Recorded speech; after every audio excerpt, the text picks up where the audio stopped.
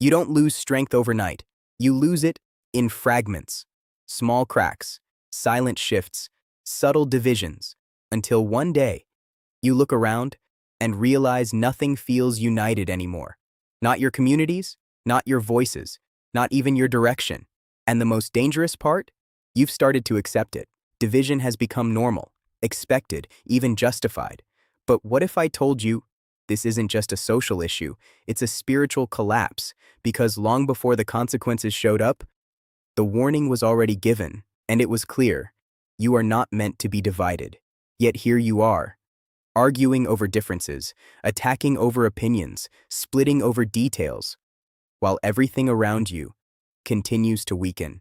And you don't even notice the cost, because division doesn't feel like destruction at first. It feels like being right. It feels like defending truth, standing your ground, protecting your identity. But slowly, it turns into ego, and ego destroys unity. Look at how easily it happens. A disagreement turns into distance. Distance turns into resentment. Resentment turns into separation. And suddenly, you're no longer building together. You're breaking apart. Not because you had to, but because you chose to. And that choice is costing more than you think. Because unity is not just about being together. It's about strength, clarity, direction. When hearts are aligned, progress happens. When they're divided, everything slows down. You become reactive, confused, weak. And that's exactly where things are today. Not lacking numbers, not lacking resources, lacking alignment. Because everyone is pulling in a different direction. Everyone is convinced they're right, and no one is willing to step back and ask a harder question. What is this doing to us? Because being right is meaningless if it leads to breaking what was meant to be united. And here's the deeper issue. You've started to prioritize differences over what you share. You focus on what separates you instead of what connects you. And the more you do that, the easier it becomes to distance yourself from others, to label, to judge, to dismiss, until unity feels impossible. But it's not impossible. It's just uncomfortable. Because unity requires something most people avoid: humility.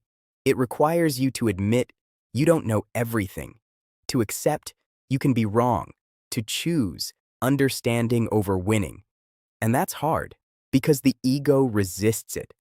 It wants validation. It wants control. It wants to be right, even if it means losing everything else.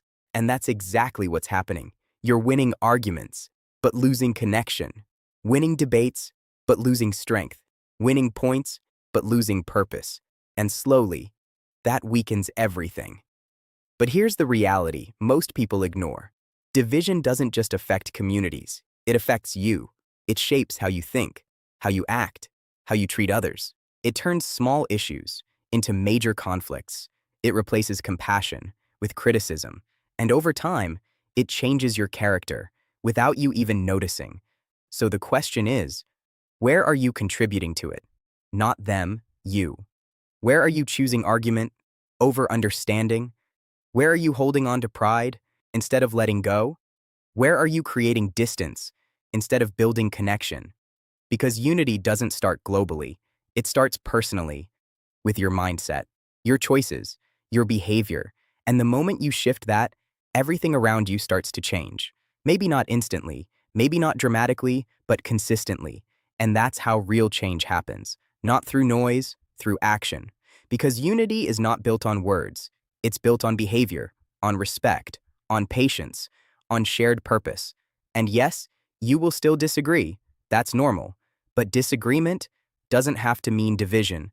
Only ego turns it into that. So the next time you feel the urge to argue, to attack, to prove your point, pause. Ask yourself, is this building or breaking?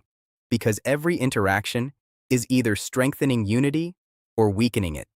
And those choices add up. So choose carefully, because what you're part of creating today is shaping the future you'll live in tomorrow. If this made you reflect, subscribe, because the next video might challenge you even more.